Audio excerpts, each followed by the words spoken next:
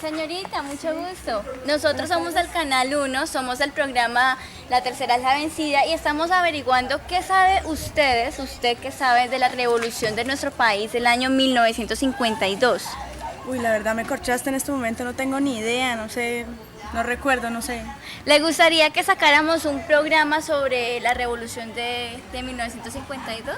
Sí, claro, sería muy bueno conocer la historia de nuestro país, ¿no? Ah, bueno, listo. Gracias. Que esté muy bien. Señor, muy buenos días. Nosotros somos el Canal 1 del programa La Tercera es la Vencida y estamos preguntándole a la gente de nuestro país qué sabe sobre la revolución del año 1952 de Bolivia. No sé nada. ¿Le gustaría que sacáramos un especial hablando sobre este tema? ¿Sí? Gracias. Muy buenas noches. Nosotros somos La Tercera es la Vencida. En la noche de hoy les traemos a ustedes un tema de bastante interés e importancia en la historia de nuestro país, Bolivia. Es sobre la revolución del año 1952. Para hablar sobre este tema, traemos a la especialista en historia, Carolina Ángulo Hermosa. Buenas noches, Carolina. Buenas noches, Joana. Gracias por invitarme a tu programa. No, gracias a usted por venir. Sé que a inicios del siglo XX, estamos hablando de 1900, 1910, nuestro país empezaron a esquematizar las clases sociales por raza. Quiero que me hable un poco sobre esto y me explique el por qué y qué impacto tuvo esto en la revolución. Tienes toda la razón. A comienzos del siglo XX se empezaron a dividir el país, nuestro país, por razas. Y en la parte más alta de la pirámide estaban los empresarios mineros y los políticos. Más abajo seguían los estudiantes, los trabajadores mineros y los profesionales. Y en la parte más baja estaban los pueblos indígenas. Hablando de los pueblos indígenas, más o menos en esa época, ¿qué porcentaje había sobre la población total del país?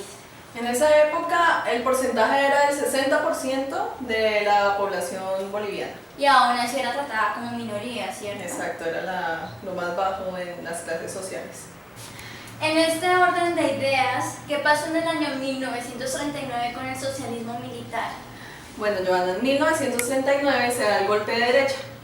¿Qué pasa? El socialismo militar es desalojado del gobierno. Entonces el gobierno pasa a manos de la oligarquía y en ese momento ponen de presidente a Enrique Peñaranda, que él hace un vínculo muy fuerte con Estados Unidos y les promete minerales que los va, por decirlo así, surtir de minerales, exactamente, para la campaña de la Segunda Guerra Mundial que ya estaba en marcha. ¿Y qué pasó con el gobierno de Peñaranda?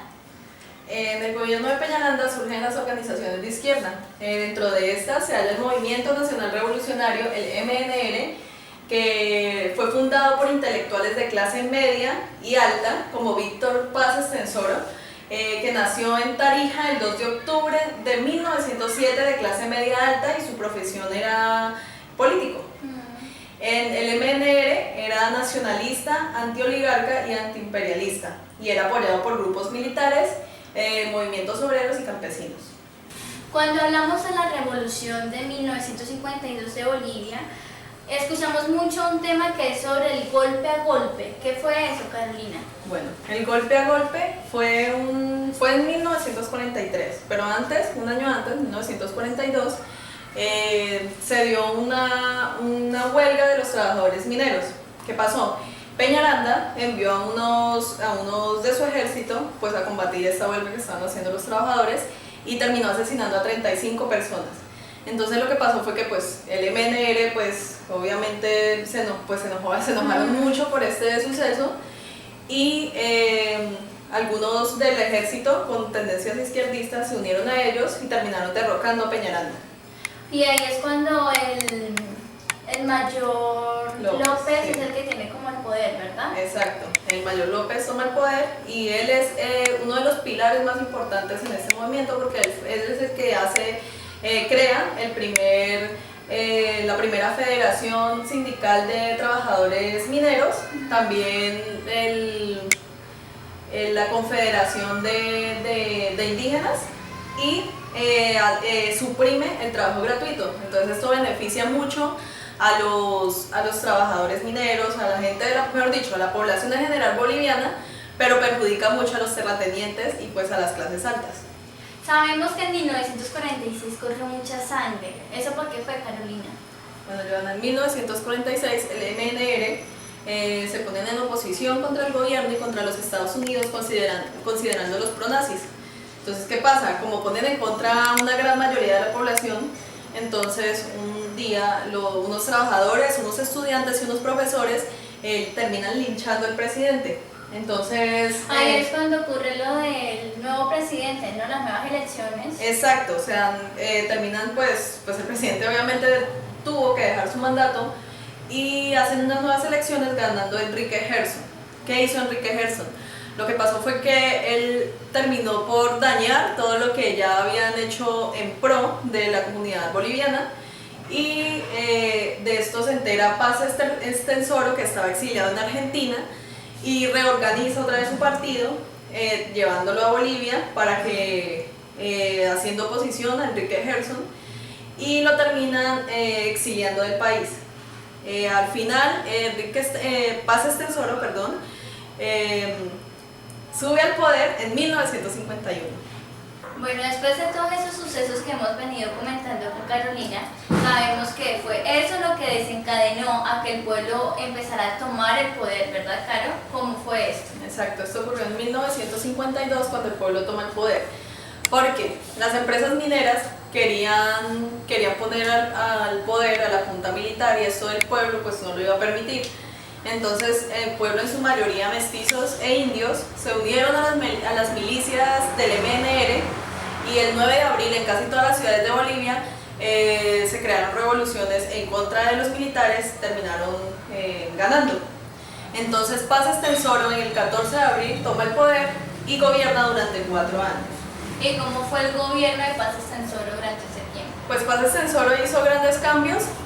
Uno de los más notorios fue que las empresas mineras las nacionalizó, creó una empresa minera boliviana, o sea, del país propiamente, y también se dio el sufragio universal y...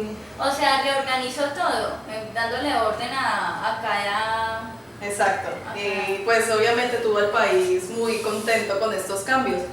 Pero lo que pasó fue que él gobernó durante 4 años, luego en 1960 volvió a ser elegido y ahí se creó una constitución. Entonces, en esa constitución se aprobó la reelección y esto causó ciertos problemas en el movimiento del MNR y ahí empezaron a haber ciertos desniveles en el movimiento. ¿Y cómo fue el final de la revolución? Bueno, el final de la revolución fue en 1964.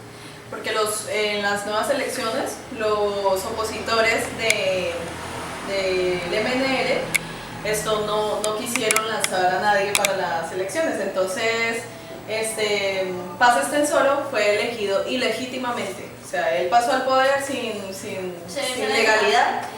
Entonces esto pues hizo que Barrientos se opusiera a esto y terminó quitándole el mandato. Entonces los ciudadanos no estaban de acuerdo con esto, entonces ellos empezaron a hacer también revoluciones, pero pues no funcionó, entonces el partido se empezó a separar. Pero pues esto demuestra igual que el poder que pueden alcanzar los campesinos y los indios y los indígenas en todo esto del poder. Y lo podemos ver también en la elección del 2005 del único presidente indígena electo, que fue Evo Morales. Bueno, entonces esto fue el tema que manejamos el día de hoy. Esperamos que les haya gustado. Fue Carolina Angulo Hermosa, la experta, quien les habló. Les habló Joana Lisset. Fue un gusto y hasta la próxima.